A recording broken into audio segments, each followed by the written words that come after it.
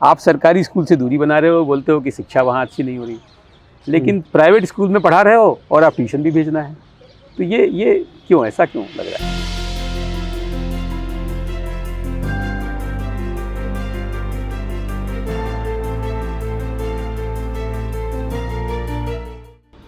School में इस प्रकार की सभी सुविधाएं प्राप्त करेंगे जो प्राइवेट स्कूलों में उपलब्ध रहती, बल्कि उससे बेहतर सुविधाएं मिलेगी।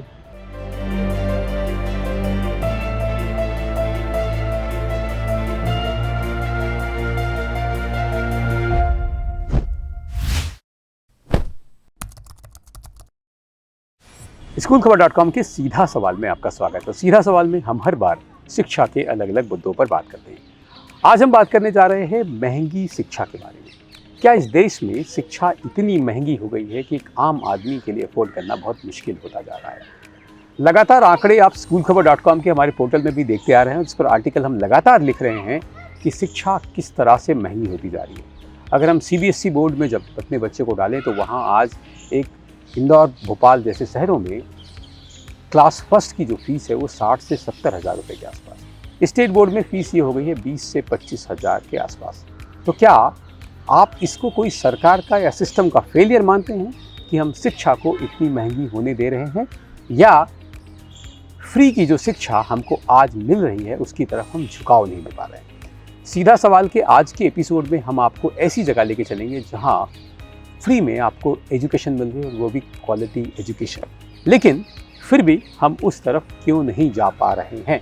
आज की चर्चा में हम इसी विषय के बारे में जानने की कोशिश करेंगे। सीधा सवाल के आज के एपिसोड में हम आए हैं मध्य प्रदेश के एक ऐसे स्कूल में जो मॉडल 7 स्कूलों में शामिल है।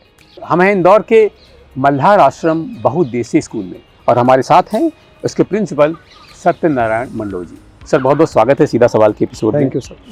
तो सर, मेरा सीधा सवाल यही है कि जब इस देश में मुफ्त शिक्षा मिल रही इतने अच्छे खूबसूरत प्रीमाइसेस में, तो फिर प्राइवेट स्कूलों की तरफ झुकाव क्यों है? आज की स्थिति में CM राइज स्कूल शासन का खोलने का उद्देश्य यही है कि अच्छे माहौल में बच्चों को शिक्षा देना है और सभी प्रकार की शिक्षाएं बच्चों को देना है। इसमें बच्चे का सर्वांगीण विकास करने का शासन का लक्ष्य है, उसका समग्र विकास बच्चों का होना चाहिए।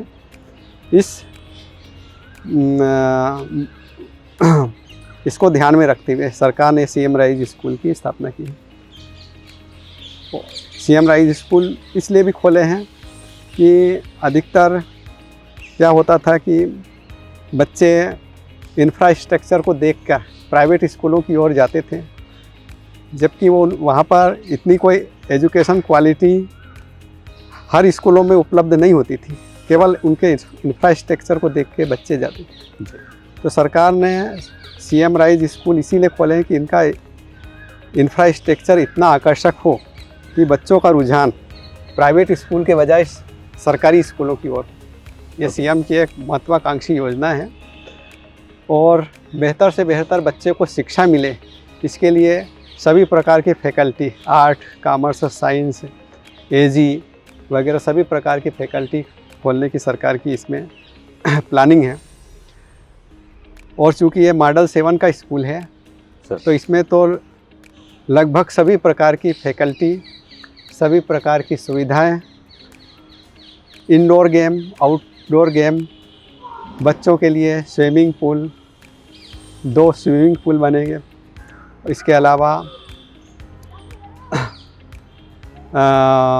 Music room, music classes, art classes, इस प्रकार की सभी प्रकार की सुविधाएं यहाँ पर रहेगी। गेम्स के लिए तो ये वैसे भी मल्हार आश्रम पहले से जाना जाता है, और अब गेम्स की और भी बेहतर सुविधाएं बच्चों को उपलब्ध होगी। और विशेष रूप से जो आर्थिक रूप से अक्षम बच्चे हैं, जो इस क्षेत्र के हैं, विशेषकर कैचमेंट एरिया के हैं, उसका लाभ बच्चों को मिलेगा। जो अपने बच्चों को प्राइवेट स्कूल भेजने में अक्षम हैं, प्राइवेट स्कूल नहीं भेज सकते, वो सरकारी स्कूल में इस प्रकार की सभी सुविधाएं प्राप्त करेंगे जो प्राइवेट स्कूलों में उपलब्ध रहती, बल्कि उससे बेहतर सुविधाएं मिलेगी। तो CM राइज स्कूल के में एक अलग लेवल पर डेवलपमेंट हो रहा है जी। तो और पिछले कुछ सालों में हम देख रहे हैं, जी। दिल्ली का स्कूल में हम देख रहे हैं, दिल्ली में एक एजुकेशन जी। का मॉडल बना, मध्य प्रदेश में सीएम राय स्कूल, छत्तीसगढ़ में स्वामी आत्मानंद स्कूल, इस प्रकार के मॉडल देश में खड़े हो रहे हैं। तो एक बड़ा बदलाव शिक्षा में कहीं ना कहीं आप देख रहे हैं सरकारी जी जी बिल्कुल देख रहा हूँ, क्योंकि शासन का मेन लक्ष्य है शैक्षणिक गुणवत्ता। सर। और शैक्षणिक गुणवत्ता बढ़ाने के लिए सरकार ने, अभी तक सरकारी स्कूल पहली क्लास से प्रारंभ होते थे सर। लेकिन इसमें केजी फर्स्ट से सरकारी स्कूलों में अब एडमिशन होंगे सर। तो जो बच्चे अब केजी फर्स्ट केजी सेकंड से ले पास होके फर्स्ट में आएंगे सर। तो उनकी जो शैक्षणिक गुणवत्ता काफ़ी बेहतर रहेगी जी जी। पहले की अपेक्षा, क्योंकि सर। पहले डायरेक्ट सरकारी स्कूल में पहली क्लास में एडमिशन लेते थे। हम्म। अब 2 क्लास पार होके जब बच्चा जाएगा तो निश्चित रूप से उसको बेसिक नॉलेज हो जाएगा। और कुछ भी होता है तो आजकल हमारे पास सब प्रकार की सुविधाएं हैं, सीएम हेल्पलाइन है, जन सुनवाई है, तो हर मुद्दे को लेकर आम व्यक्ति अपनी शिकायत दर्ज करा सकता। पढ़ाई नहीं हो रही है तो इसके विषय में अपनी व्यथा शासन तक पहुंचा सकता है। तो ये सरकारी शिक्षक भी मतलब अपने ढंग से बेहतर परफॉर्मेंस दे रहे हैं। हम बात कर रहे हैं अभी स्कूली शिक्षा की, जी और मैं ज़्यादातर देखूं, जब ये हमारे दर्शक भी अगर जो देख रहे हैं उनको पता लगेगा कि जब आप स्कूली शिक्षा की बात आती है तो आप सबसे पहले प्राइवेट स्कूल की तरफ आप जाते हैं। लेकिन जैसे ही आप चाहे जेईई की बात करें, नीट की बात करें, या अलग अलग गवर्नमेंट कॉलेज की आप ग्रेजुएशन की बात करें, नॉर्मल ग्रेजुएशन में भी आपका प्रेफरेंस सरकारी कॉलेज ही रहता है। तो सर ऐसा क्यों कि सरकारी स्कूल की तरफ पेरेंट्स का झुकाव नहीं है, लेकिन सरकारी कॉलेज चाहिए? हाँ जी चाहे वो इंजीनियरिंग की बात करें, मैनेजमेंट की बात करें, या नॉर्मल ग्रेजुएशन की बात करें। जी लेकिन अगर हम ये जो रीजन है जैसा अभी आपने बताया, जी जी तो क्या इसलिए कि यहाँ डिसीजन जो है पेरेंट्स लेता है स्कूल में जी और कॉलेज में बच्चा लेता है, इसलिए ऐसा अंतर आ रहा है? हाँ, ये भी कुछ हद तक है। और लेकिन जैसे अभी आपने स्कूल और कॉलेज की बात कही, तो कॉलेज में अभी आपने देखा होगा कि अधिकांश कॉलेज ऑटोनॉमस है, सर। उसका भी प्रभाव पड़ता है कॉलेज की व्यवस्था पर। बिल्कुल। इसलिए और जब ऑटोनॉमस कॉलेज होता है तो फिर उसमें क्या है कि कॉलेज जो चाहता है वो होता है। सर। यहाँ पर स्कूल में क्या है कि कोई ऑटोनॉमस स्कूल नहीं, इसमें सभी जो निर्णय है वो शासन द्वारा लिए जाते हैं। सर। अब यदि हम कोई अपने तरफ से प्लान यदि करना भी चाहे तो हम नहीं कर सकते। यानी पूरी शैक्षणिक व्यवस्था को सेटअप करने का जो जिम्मेदारी है, चूंकि सरकार की तरफ है यहाँ, शासन की, इसलिए हम यदि इसमें भी यदि हमें कुछ अधिकार मिल जाए अपने तरह से मैनेज करने के, तो हम और बेहतर बच्चों को शिक्षा दे सकते हैं। तो अब और क्या? हाँ, अगला क्वेश्चन क्या था अपना? नहीं, हाँ मेरा सवाल यही था कि हाँ। जो पेरेंट्स हैं हाँ पेरेंट्स का, हाँ, यहाँ पर पेरेंट्स डिसीजन लेते हैं और वहाँ पर बच्चे डिसीजन लेते हैं, इसलिए शायद हाँ वो कॉलेज में स्कूल में आके देख रहे हैं कि नहीं भाई टॉयलेट कहाँ जाएगा बच्चा, साफ है कि नहीं है, क्लासेज अच्छी हैं कि नहीं है, पेंट है कि नहीं है, बच्चे को कितने बजे लेंगे, उसे मैसेज आएगा कि नहीं, बस से पहुंचेगा तो ये सब चिंताएं पेरेंट्स को रहती हैं। जी तो इसलिए शायद सरकारी स्कूल की तरफ झुकाव नहीं रहा, और अब कॉलेज में चूंकि बच्चा लेता है वहाँ झुकाव। जी ये भी सही है, बिल्कुल। ये हाँ, क्योंकि कॉलेज में जाते जाते बच्चों की एज भी 18 से ऊपर हो जाती है। सर। अब 18 से ऊपर वाले को तो वोट डालने का अधिकार है, सर। अब मत देने का अधिकार है, इसलिए उसमें ज़्यादा समझ आ जाती है। जी। तो वो इस प्रकार से सरकारी कॉलेज की ओर। अच्छा, एक और सवाल मैंने देखा है, अभी मैं थोड़ा सा हट के सवाल मैं बात करना चाहता हूँ कि मैंने देखा अभी कि प्राइवेट स्कूलों में, बड़े बड़े प्राइवेट स्कूलों में आज प्राइवेट स्कूल भी जा रहा है और बहुत अच्छी फीस दे रहे हैं वहाँ माँ बाप, लेकिन उसके साथ साथ कोचिंग भी जा रहा है। जी।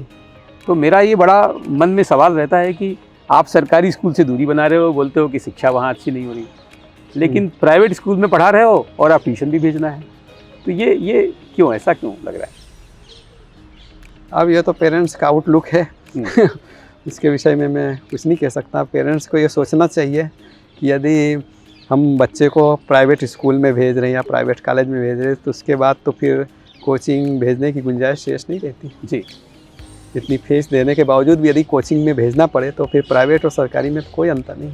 जी, ये सवाल का जी। जवाब आज भी मुझे नहीं मिल पाया। मैं पेरेंट्स जो मुझे देख रहे हैं, मैं उनसे पूछना चाहूँगा कि यदि आपके पास इस सवाल का जवाब है कि यदि आप प्राइवेट स्कूल में भेज रहे हैं, अच्छी फ़ीस दे रहे हैं, तो फिर ट्यूशन क्यों भेज रहे हैं, इतने बड़े बड़े कोचिंग संस्थान क्यों भेज रहे हैं? ये सवाल का जवाब हमें ढूंढना पड़ेगा, क्योंकि ये डबल बोझ हम नहीं सह सकते हैं। अगर कोचिंग में ही डालना है तो सरकारी स्कूल भी डाल दीजिए और कोचिंग में भी डाल दीजिए, तो बढ़िया है। ये तो विश्वास तो करिए हम पे। हाँ, ये विश्वास की मुझे लगता है कि शायद विश्वास की कमी है ऐसा। हाँ, बिल्कुल सही आपने कहा कि विश्वास की कमी है, इसके कारण। तो ये विश्वास कैसे दूर होगा सर? बस विश्वास अब धीरे धीरे दूर होगा। जैसे अभी सीएम राइज स्कूल बना है, सीएम राइज स्कूल में बच्चे जब एडमिशन ले रहे हैं, उसकी पढ़ाई देखेंगे, उनका इंफ्रास्ट्रक्चर देखेंगे, उसका कल्चर देखेंगे, है ना। इस प्रकार का माहौल जब देखेंगे और सभी प्रकार की बच्चों को सुविधाएं मिलेगी एक अच्छे माहौल में, तो फिर धीरे धीरे पेरेंट्स का रुझान सरकारी स्कूल की ओर हो जाएगा। एक और बात निकल के आई सर, मैं पूछना चाहूँगा आपसे कि मैंने बात की, बोली यार वो हमारी बाई का बच्चा भी वहाँ पढ़ता है, वो तो वहाँ ड्राइवर का बच्चा पढ़ता है हमारे, मैं उस स्कूल में कैसे डाल दूँगी अपने बच्चे को?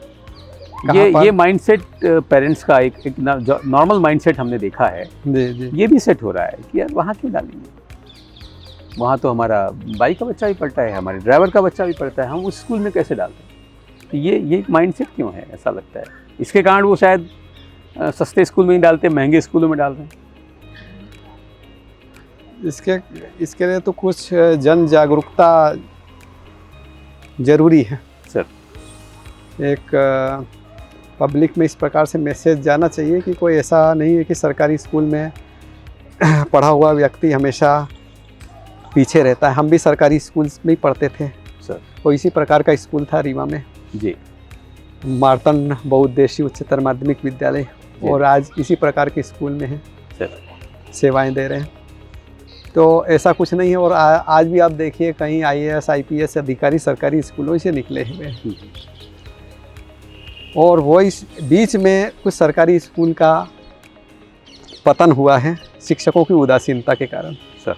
लेकिन अब सरकार का चूँकि ध्यान पूरा सरकारी स्कूल की तरफ हो गया है, अतः अब वापस वही स्थिति आएगी जैसी कुछ वर्षों पहले थी। जैसे मल्लार आश्रम का एक समय नाम चलता था, आपने सुना होगा पहले। जी। तो वही ख्याति वापस सरकारी स्कूल को मिलने वाली है, ऐसा मेरा मानना है। तो हम आशा करते हैं सर कि अब ये जो महंगी शिक्षा और सस्ती शिक्षा के बीच में जो जंग चल रही है, और एक बड़ा बोझ पेरेंट्स के ऊपर, आर्थिक बोझ आ गया है, सरकारें बहुत ध्यान दे रही हैं, आप जैसे लोग पूरा इस पे अब तैयार हैं, शिक्षक तैयार हैं, पूरी टीम तैयार है। तो अब लगता है कि वापस वो दिन आएंगे और फीस सस्ती होगी और शिक्षा बेहतर होगी। सर धन्यवाद sir, thank you so much, आपने आज के शो के लिए समय दिया सर। Thank you sir. सीधा सवाल के आज के एपिसोड में हमने बात किया महंगी शिक्षा के बारे में। तो क्या ये महंगी शिक्षा कम हो सकती है? क्योंकि अगर हम देखें, हर एक इंफ्रास्ट्रक्चर की अपनी एक कॉस्ट होती है। तो जब आपका प्रेफरेंस स्कूल में जाकर क्वालिटी ऑफ एजुकेशन के बजाय इंफ्रास्ट्रक्चर होगा, तो डेफिनेटली उसकी एक कॉस्ट होगी जो आपको पे करनी पड़ेगी। लेकिन अब सरकार अपने लेवल पे एक बड़ा इंफ्रास्ट्रक्चर सीएम राइज स्कूल के माध्यम से इस पूरे प्रदेश में बदल के देने वाली है। तो मुझे लगता है जिस तरह सर कॉन्फिडेंट हैं, टीम कॉन्फिडेंट है, अब एक बड़ा बदलाव सरकारी स्कूलों के सिस्टम में आएगा और ये झुकाव प्राइवेट से सरकारी स्कूलों की तरफ होगा। और मुझे लगता है कहीं ना कहीं आप भी क्वालिटी ऑफ एजुकेशन को प्रेफरेंस देंगे बजाय इंफ्रास्ट्रक्चर ऑफ द सिस्टम पे। आपकी बजट अलाउ करती है तो आप दे सकते हैं, लेकिन आपकी बजट अलाउ नहीं करती है तो मुझे लगता है कि आपको अपने बजट में आज बेहतर स्कूल, आज यहाँ खड़ा है सीएम राइज स्कूल के रूप में, और भी प्रदेश में अलग अलग जगहों पर स्कूल ओपन हो रहे हैं, आप उधर भी ध्यान दे सकते हैं। सीधा सवाल में हमने कोशिश किया कि इस महंगी शिक्षा पर कुछ बात की जाए, कोशिश किया कि आपके जो मन में सवाल हैं उनको जवाब दिया जाए। पर फिर भी आपको लगता है कि कोई सवाल हैं जो हमसे छूट गए हैं, तो आप इस दिए हुए नंबर पर या इस दिए हुए ईमेल आईडी पर आप अपने सवाल पूछ सकते हैं। और सीधा सवाल को जो आप प्यार दे रहे हैं उसके लिए आपका बहुत बहुत धन्यवाद। Thank you so much.